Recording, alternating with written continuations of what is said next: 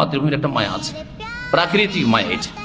এটা কোনো ধর্মীয় মায়া নাই। কারণ অনেকে মনে করে যে মাতৃভূমির ভালোবাসাটা হচ্ছে ধর্মীয় ভালোবাসা। না, ধর্মীয় ভালোবাসা না, এটা হচ্ছে কি প্রাকৃতিক ভালোবাসা।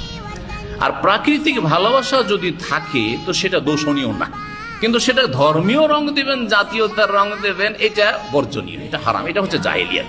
কথা বোঝা যাচ্ছে? খুব সূক্ষ্ম কথা। এটা মনে দীর্ঘ সময় ধরে থাকে একটা ভালোবাসা হয়ে যায় না? দাম্মামে যারা 10-20 বছর ধরে আছেন একটা ভালোবাসা হয়েছে না? এখানে ছেড়ে যেতে কষ্ট লাগে, মানুষের সাথে পরিচয় থাক আর না থাকে, একটা রুম ছেড়ে আর এক রুমে বাসা চেঞ্জ করতে মায়া লাগে, কষ্ট লাগে। এখানে এতদিন থাকলাম, কষ্ট লাগে। তাহলে এটা কিভাবে তৈরি হয়েছে? অটোমেটিক তৈরি হয়ে গেছে। জি হ্যাঁ, বাপ মায়ের সাথে একটা প্রাকৃতিক ভালোবাসা আছে আর ধর্মীয় ভালোবাসা আছে। ধর্মীয় ভালোবাসা দিন যতটা শিখিয়েছে, কিন্তু প্রাকৃতিক ভালোবাসা আছে।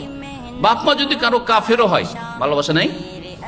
নিউ মুসলিম মুসলিম হয়েছে, তার মানে তার বাপ যদি হিন্দু থাকে বা খ্রিস্টান থাকে, মা যদি হিন্দু, ভালোবাসে না? অবশ্যই ভালোবাসবে, কিন্তু এই ভালোবাসা দোষণীয় না।